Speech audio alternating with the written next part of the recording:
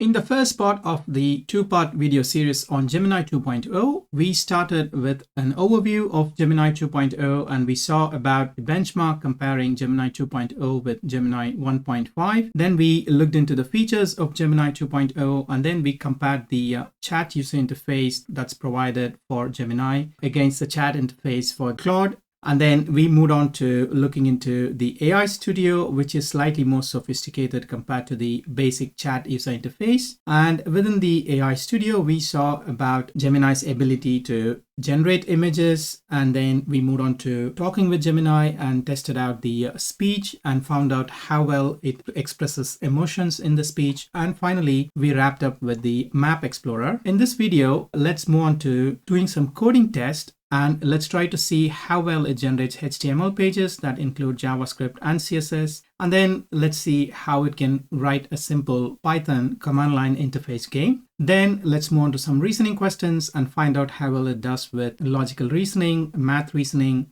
And finally, let's look into some self-reflection questions, which are cliche questions, and find out how well this model does. So without further ado, let's get started. So let's start with some coding test. I'm asking the same question, which I normally ask a Claude model. So I'm asking, write code for a HTML page with stars flying around. You may use JS and CSS. Let's see what happens. So it's writing it. Okay, here's the HTML and it gives me the HTML and the CSS and the JavaScript separately instead of giving me a single file.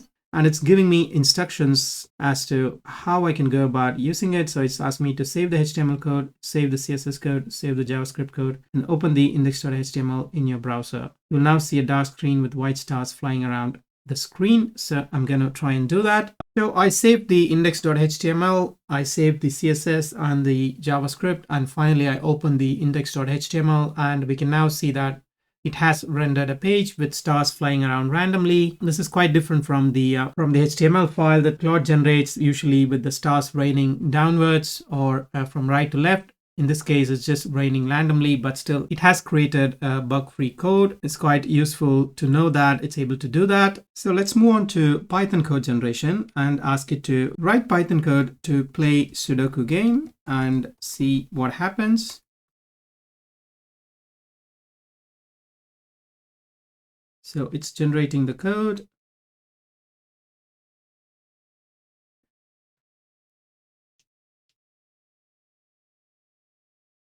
So it's giving me the instructions how to run. So save the code as a Python file, let's say sudoku.py, and then execute it from the terminal as python sudoku.py. And I'm going to just do that and see what happens. So let's copy the code, copy to clipboard, and then I'm going to create a Python file. I've now saved it. I'm not going to run it to see what happens. So I'm just going to do Python Gemini Sudoku. I saved it as Gemini Sudoku.py. Which is the difficulty level. Okay, I just want an easy one. That's nice. None of the other models gave that.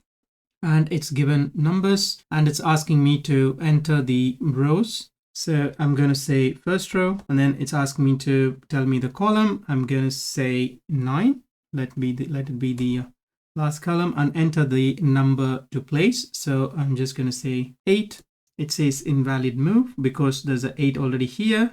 So I'm going to now again enter the row, and I'm going to enter the column, and I'm going to say give a number which is 7. This must be a valid one. It has entered 7 there. So it seems to work. Let's see how we can quit this. I'm just going to say quit, and it has come out. So it's done it elegantly and it seems to work. So I would say this is far better than the code generation by any other models. I'm impressed by the quality of this game. Let's move on to some logical reasoning and let's ask this question. Jane went to visit Jill. Jill is Jane's only husband's mother-in-law's only husband's only daughter's only daughter. What relation is Jill to Jane? Let's find out how it reasons. Let's break it down, the relationship step by step. And finally, it comes up with saying that Jill is Jane's granddaughter. So this is wrong. So Jill is Jane's daughter is the right answer. So I think all the models got this one wrong. So I don't have anything to blame it, but these models do need improvement. Let's move on to a different puzzle and this time ask which of these words is least like the others. The difference has nothing to do with vowels, consonants, or syllables. and let's give 4 words, which is more, pairs, etches, and zipper. So the answer is zipper, because with the word more, we can come up with the name of a city, which is Rome. Similar to with pairs, we can come up with Paris, and with etches, we can come up with Chester. So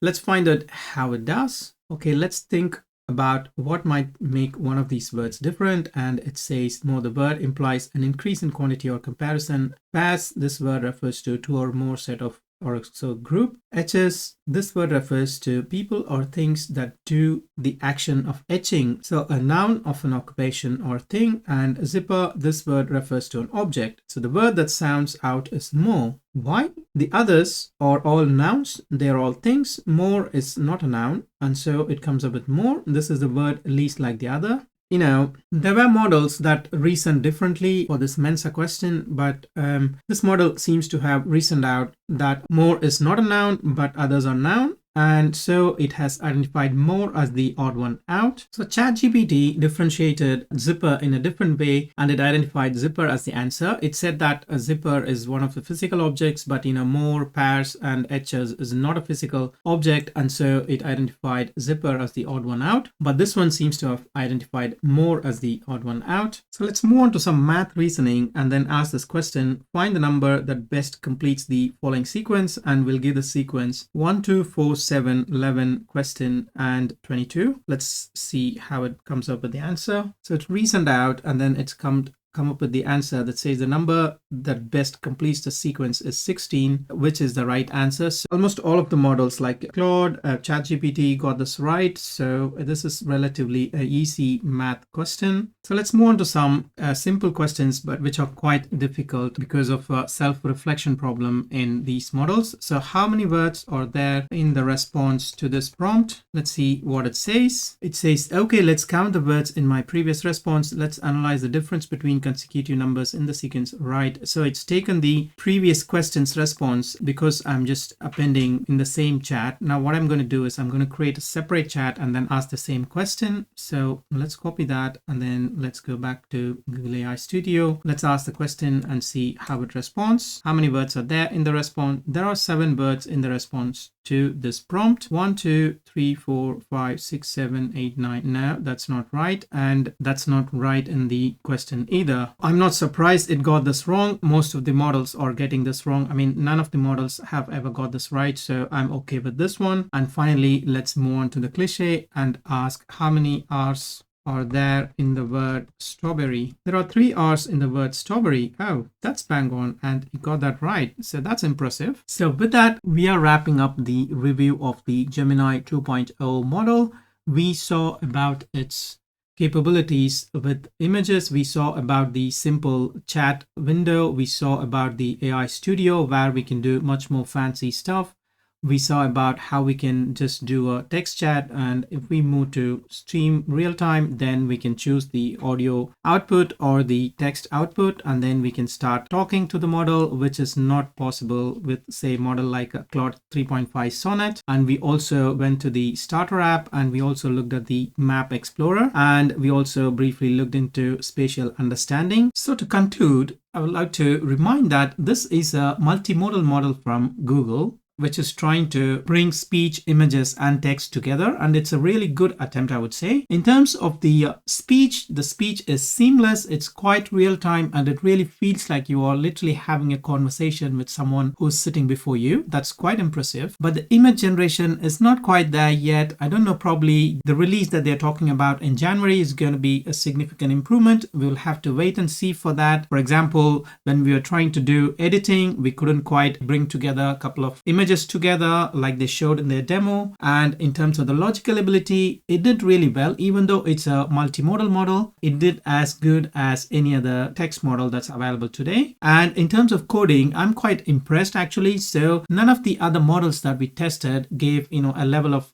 easy, difficult, and medium option for the Sudoku test, but this model did that. And I think it all comes down to their effort to come up with Jules, which they're going to release in January. So we'll again really have to wait for the release of Jules to test it out and how well it does. I'm sure I'm going to do a video in January once they release Jules. So until then, I'm signing off, and I will see you in my next video. Take care.